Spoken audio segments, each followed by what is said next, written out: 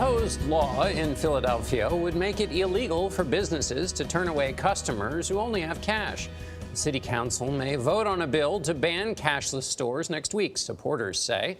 Those businesses are unfair to minorities and the poor. David Begnaud is at a Philadelphia coffee shop where cash accounts for about 40% of its sales. David, good morning. John, good morning. How do you pay for your coffee? Mostly credit card, David. Oh, mostly credit card. Okay, well, here at La Colombe in Philadelphia, you can use cash. In fact, if you look on any money you have right now, it says this note is legal tender for all debts, public and private, right? So don't take it here. A lot of people love to tip in cash. When I buy coffee, by the way, I usually always use my phone. But here in Philly, there are some businesses that will politely tell you, sorry, we're not going to sell to you if you only have cash. And there's a city councilman who wants to do something about it. Cash is no longer king at many businesses in Philadelphia. The sounds of credit card swipes are drowning out the cha-ching of the cash registers.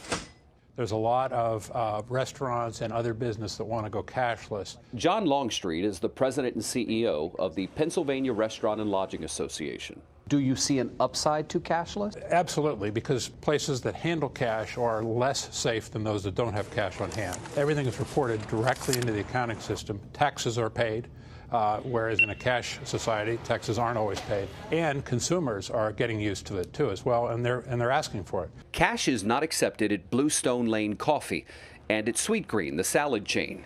Together, they have 6 stores in Philadelphia. Nationwide, Dos Toros, Dig Inn, and Tender Greens now refuse paper money. Reportedly, Milk Bar, Starbucks, Amazon, Walmart, and Shake Shack have experimented with cashless stores recently. And that trend worries Philadelphia Councilman Bill Greenlee. I'll go in and get a cup of coffee. I can get it because I have a credit card, but the person behind me that doesn't have a credit card is told they can't get a cup of coffee. There's something doesn't seem right about that. According to the federal government, more than 14 million Americans don't have bank accounts. That makes getting credit cards difficult. A recent survey by the Pew Research Center found that 34% of black people, 17% of Hispanics, and 29% of people earning less than $30,000 rely on cash for all or just about all of their purchases. If it's not discrimination, it's elitism.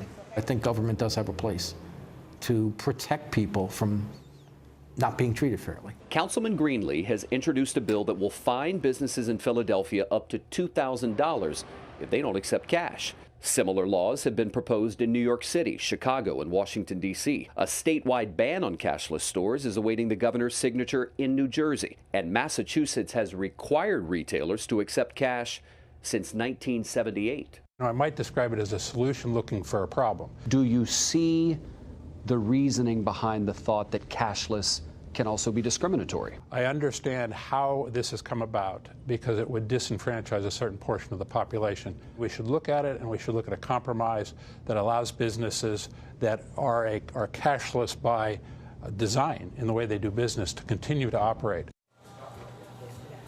Now, if the law is passed, it goes into effect in July, and it only affects brick and mortar stores like the coffee shop here, not internet retailers or membership chains like Costco. This is quite the talker. Let us know what you think. Facebook, Twitter, Instagram. Leave us a comment there. Bianna, what do you think about this? You know, I'm torn, David. I rely on Apple Pay all the time. I don't use cash that much, but I see where, you know, it would impact a lot of people that do. Again, but to your point, Nora, I'm not sure that you'd want government to make the decision for you. Well, and that business, if it stops going cashless, might go out of business, right? So that business wants to stay and continue collecting cash. Sweetgreen has made the business decision. We don't need to accept cash, and it might be a liability for us to continue to accept cash. So let the businesses decide based on who they're there too. And I agree with you. I think the business should decide what works best for their business model. By the way, this is a trend and model that banks had forecast years ago. So we're here. That's true. Yeah. All right.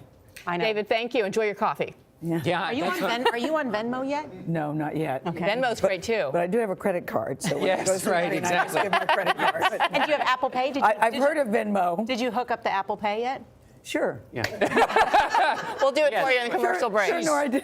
I'm going to give it to Nora. Yes, she's still very wedded to her abacus. We swipe with our It watches. works fine, John Dickerson. Help.